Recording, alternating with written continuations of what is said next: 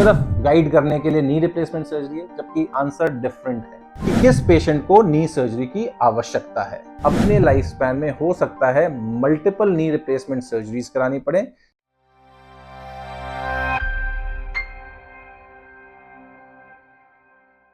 नमस्कार। अब तक हमारे दर्शकगण ये जान गए होंगे कि नी आर्थराइटिस एक सिंगल डायग्नोसिस नहीं है, बल्कि एक कॉन्टिन्यूम डायग्नोसिस है। मतलब ये माइल्ड से लेके सिवियर तक जाता है और नी आर्थराइटिस के डायग्नोसिस का सीधा सीधा मतलब ये नहीं है कि नी रिप्लेसमेंट कराया जाए। और बहुत सारी चीजें ऐसी भी कर सकते हैं जिससे हमारी अपनी नेटिव नी जॉइंट की लाइफ बढ़ सके। पर अल्टीमेटली अगर हम वो सब चीजें कर चुके हैं और हमारा पेन अभी भी सिवियर है, तो फिर सर्जरी की बात आनी शुरू होती है। जब भी सर्जरी की बात आती है तो अक्सर मेरे पास पेशेंट आके ये बोलते हैं कि सर नी रिप्लेसमेंट हमें बताया गया है, और कई बार मुझे एक्चुअली ताज्जुब होता है ये सोच के कि क्या एज अ सर्जन हमारे पास सिर्फ गाइड करने के लिए नी रिप्लेसमेंट सर्जरी है, जबकि आंसर डिफरेंट है। तो आज हम बात करते हैं various knee surgeries of knee arthritis. मोटे तौर पे नी आर्थराइटिस की सर्जरीज को दो हिस्सों में डिवाइड किया जा सकता है। एक है नी प्रिजर्विंग सर्जरी, जिसमें पेशेंट का जो अपना गोडा है उसको प्रिजर्व किया जाता है, मतलब कि उसे रीसर्फेस या रिप्लेस नहीं किया जाता। और दूसरा है नी रिप्लेसमेंट सर्जरी, जिसमें कुछ पार्ट या पूरे पार्ट ऑफ नी को रीसर्फेस या रिप्लेस किया जाता है। पहला सवाल कि किस पेशेंट को नी सर्जरी की आवश्यकता है, तो मैं बड़ा क्लियरली एक लाइन में डिफाइन कर दूं। जो patient weight reduction, exercises, of and on pain killer, joint rejuvenation therapy मतलब कि ग्रीस वाली गोलियां और इंजेक्शन ट्राई कर चुका है और उसके बाद भी उसको इतना पेन है कि एक्टिविटीज ऑफ डेली लिविंग में प्रॉब्लम है, तब उस पेशेंट को नी सर्जरी के बारे में सोचना चाहिए। This is one. ये तो हो गई इंडिकेशन की बात। अब ऐसे पेशेंट में जनरली वेट बेयरिंग जो हम एक्सरे करते हैं उसमें जॉइंट गैप है वो सिग्निफिकेंटली कम हो गया है। इसको हम आगे लेके चलते हैं। फर्दर हमें कौन सी सर्जरी करनी है, प्रिजर्विंग या रिप्लेसमेंट, उसके लिए बहुत सारी डिफरेंट पैरामीटर्स इंपॉर्टेंट हैं। पहला है पेशेंट की एज।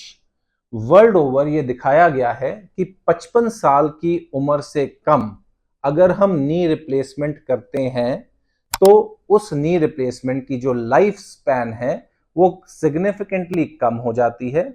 उसका डायरेक्ट इफेक्ट ये होता है कि एक पेशेंट को अपने लाइफ स्पैन में हो सकता है मल्टीपल नी रिप्लेसमेंट सर्जरीज करानी पड़े, जिनके रिजल्ट्स ग्रेजुअली पुअर होते जाते हैं।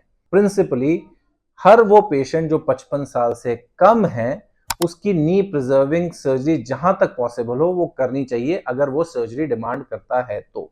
एक कैविएट मैं यहां पे दे दूं आपको कि जब भी कभी नी आर्थराइटिस इतना सिवियर होता है कि नी सर्जरी की जरूरत है, तो नी रिप्लेसमेंट का एडवाइस ग्रॉसली गलत डेफिनेटली नहीं है, बट समझना यह जरूरी है कि वो सही भी नहीं है। अब अगर कोई 55 साल से कम का पेशेंट है और उसको नी आर्थराइटिस है, तो सबसे पहले हम उसका वेट बेयरिंग एक्सरे करते हैं।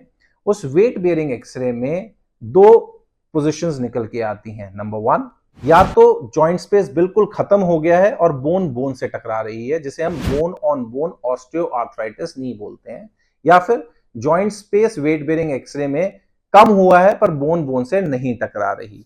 अगर उम्र 55 साल से कम है और बोन बोन से नहीं टकरा रही है एंड पेशेंट सारे कंजर्वेटिव मेथड्स एग्जॉस्ट कर चुका है, तो ये परफेक्ट कैंडिडेट है for something called as knee preserving surgery, जिसे हम ऑस्टियोटमी कहते हैं।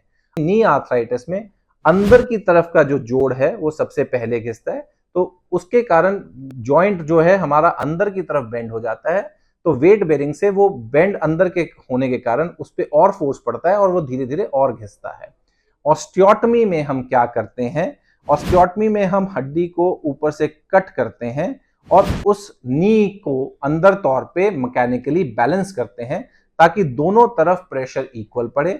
उससे दो चीजें होती हैं, एक जो घिसा हुआ कंपार्टमेंट है, मीडियल कंपार्टमेंट, उसकी जो घिसने की स्पीड है वो कम हो जाती है, और दूसरा क्योंकि उस पर वजन कम पड़ रहा है तो उसका पेन सिग्निफिकेंटली कम हो जाता है। रिजल्ट्स की हम अगर बात करें तो लगभग लगभग हाई टिबियल ऑस्टियोटमी करने वाले जिन पेशेंट्स में हम करते हैं, यंगर पेशेंट्स में, उसमें 10 से 12-15 साल रीजनेबली पेन फ्री फंक्शन हम अचीव कर सकते हैं। मोर ओवर, क्योंकि हमने अपना नेटिव जॉइंट बचाया है, तो ये पेशेंट ऑलमोस्ट सारी एक्टिविटीज करते हैं। सर्जरी के दौरान हम कट करके इस तरह की एक टाइटेनियम की प्लेट लगाते हैं और जनरली इमीडिएटली पोस्ट ऑप हम वॉकर से चला देते हैं, और by 6 weeks full weight bearing, 3 महीने पे जब हड्डी जुड़ जाती है तो हम सारी एक्टिविटीज अलाउ कर देते हैं। ऑस्टियोटमी भी 2 तरह की होती है और दोनों अलग अलग पेशेंट्स में होती है। मैंने पहले बात की थी कि 55 साल में हो सकता है जो आर्थराइटिस है वो बोन ऑन बोन हो, मतलब हड्डी हड्डी से टकरा रही है, या नॉन बोन ऑन बोन हो, मतलब कि जॉइंट स्पेस कम हुई है पर हड्डी हड्डी से नहीं टकरा रही।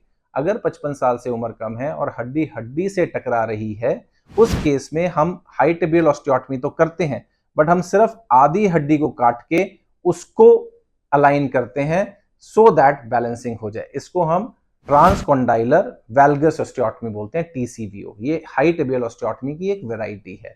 तो कहने का मतलब ये कि नी प्रिजर्विंग सर्जरी में भी हमारे पास 2 तरीके की ऑस्टियोटमीज हैं। जब भी हम ऑस्टियोटमी करते हैं उस समय हम गोडे में आर्थ्रोस्कोपी मतलब की होल से अंदर देख लेते हैं, ताकि अगर अंदर कोई वॉशर वगैरह साफ करना या रफू करने के लिए लायक हो या सफाई करने लायक हो तो वो भी हम साथ में करते हैं, वो कंबाइन हो जाता है। That's not a huge point.